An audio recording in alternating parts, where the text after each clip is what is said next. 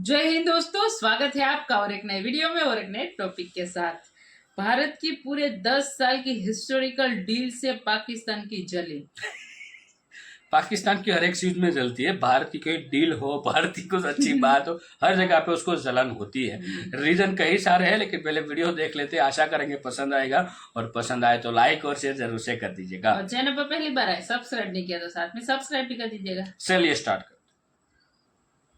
भारत ने 10 साल के लिए ईरान की चाबहार बंदरगाह का इंतजाम संभाल लिया। बंदरगाह की तामीर और इंतजामी उमूर संभालने के मुआहदे पर भारत और ईरान के दरमियान दस्तखत हो गए। लेकिन ईरान अगर इस तरह की हरकत करता है और इमेच्योरिटी का सबूत देता है और आगे जाके भी खुदा न खास्ता ऐसी कोई हरकत करता है, भारत को चाबहार बंदरगाह के जरिए कराची और गवादर बंदरगाहों से गुजरे बगैर वस्त एशियाई खित्ते तक रसाई मिल जाएगी।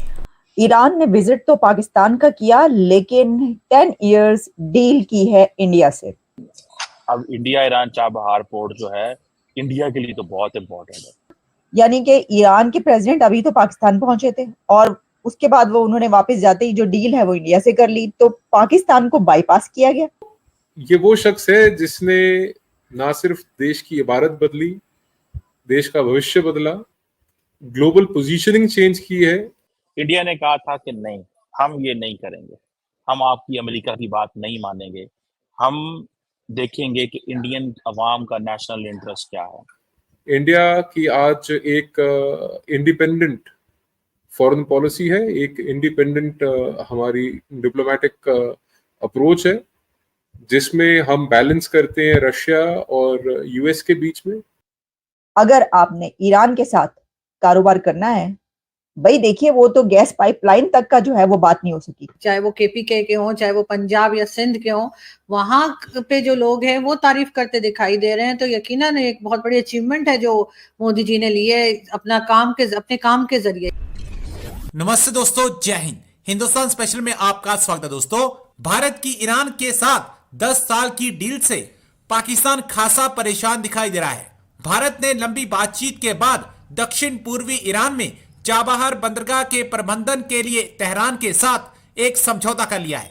इस समझौते के तहत भारत को ईरान का चाबहार बंदरगाह 10 साल की लीज पर मिल गया है। इस समझौते पर भारतीय शिपिंग मंत्री सर्बानंद सोनोवाल ने हस्ताक्षर किए हैं। यह पहली बार है जब भारत विदेश में किसी बंदरगाह का प्रबंधन करेगा। उधर भारत और ईरान के बीच चाबहार बंदरगाह को लेकर समझौता होते ही पाकिस्तान तिलमिला गया है। चाबहार बंदरगाह ईरान के सिस्तान बलूचिस्तान प्रांत में स्थित है। इसे भारत को अफगानिस्तान, मध्य एशिया और बड़े यूरेशियन क्षेत्र में जोड़ने में एक महत्वपूर्ण कड़ी के रूप में देखा जाता है। भारत चाहता है कि बंदरगाह अंतर्राष्ट्रीय उत्तर दक्षिण परिवहन गलियारे में एक प्रमुख केंद्र बने। INSTC ईरान के माध्यम से भारत और रूस को जोड़ता है। ईरान ने विजिट तो पाकिस्तान का किया, लेकिन 10 इयर्स डील की है इंडिया से। इंडिया और ईरान की चाबहार पोर्ट की 10 ईयर डील कितनी सिग्निफिकेंट है और इसके ऊपर अमेरिका को परेशानी है, और अमेरिका ने इस बारे में सैंक्शंस लगाने के हवाले से क्या कहा है।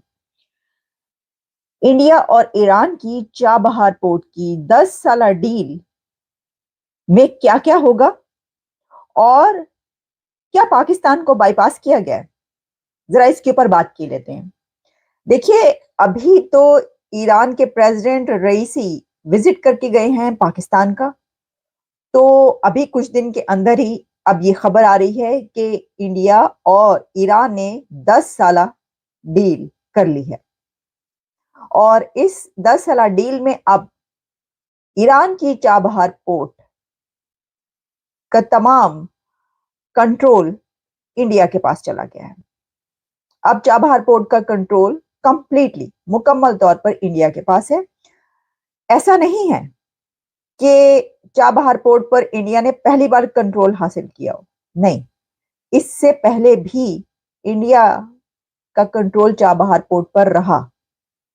और ऐसा भी नहीं है कि इंडिया ने ये पहली पोर्ट हासिल की हो, क्योंकि मैं देख रही थी कि कई लोग इस तरह की बात कर रहे थे, बल्कि काफी बड़े बड़े ऐसे लोग के जो समझते हैं कि उनको बहुत कुछ मालूम है। जैसे कि मैंने जब ये देखा ट्विटर पे, आदिल राजा ने ये पोस्ट किया था कि जो इंडिया है उसने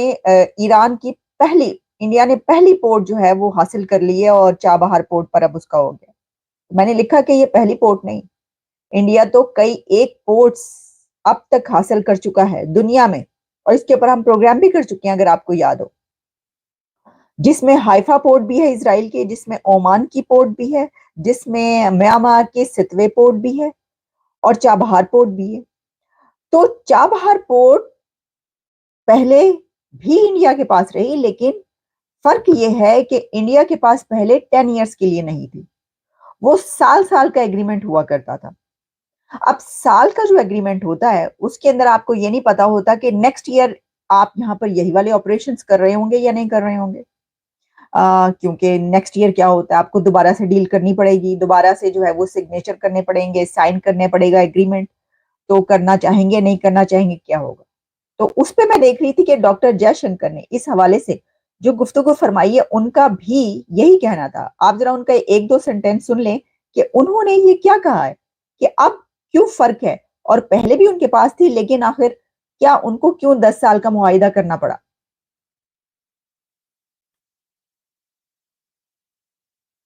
मैं आपको जो है ये अभी जो उन्होंने कहा वो सुनवाई देती हूँ जी। Is not grown because actually we didn't, if you don't have a long term agreement, it's very difficult to invest in a port. So the very clear expectation is that the Chabahar port, at least that part of the Chabahar port that we are involved in, that will definitely see more investments. It will. तो अब उन्होंने ये जो बात कही असल में यही है कि उसके ऊपर काम करना और उसको एक्सपेंड करना, उसको डेवलप करना मुश्किल हो जाता है अगर आपको हर साल नए सिरे से जो है वो डील करनी पड़े, एग्रीमेंट करना। तो उन्होंने कहा भाई 10 साल के लिए ये किस्सा मुकाओ तुसी।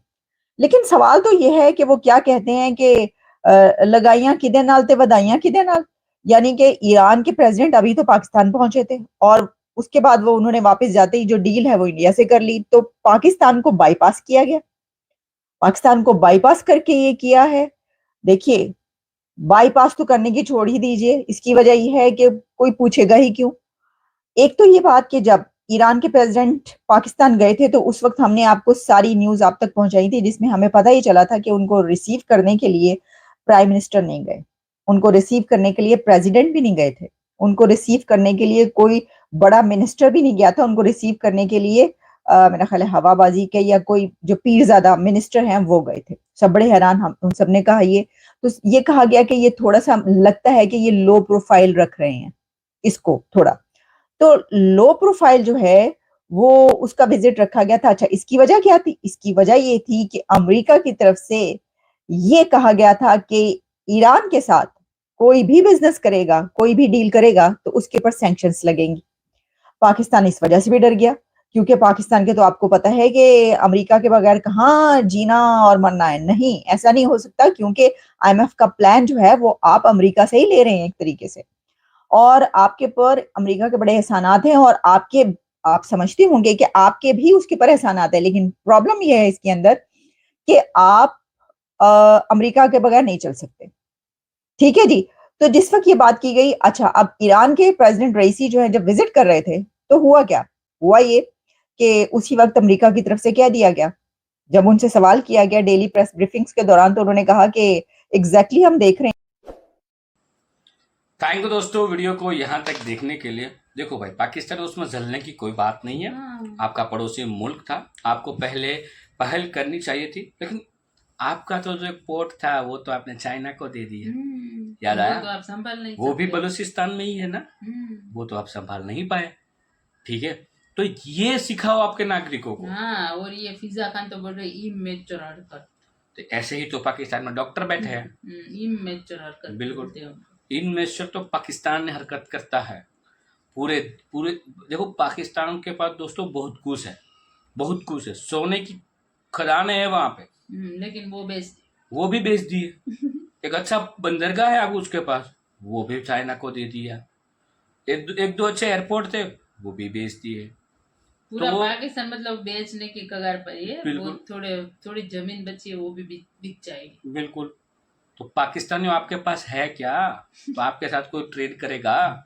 भारत ने चाबहार पोर्ट में अभी 10 सालों के लिए भारत का चलेगा, तो उसके पीछे बहुत कुछ रीजन है। ठीक है दोस्तों, वो तो आप गूगल जाके सर्च कीजिएगा, उससे बहुत कुछ होने वाला है। बाकी दोस्तों वीडियो आपको कैसी लगी है कमेंट में लिखकर जरूर बता दीजिए। फिलहाल आपसे विदाई ले रहे हैं, मिलेंगे और एक नई वीडियो में आपके साथ। टिल देन जय हिंद, जय भारत।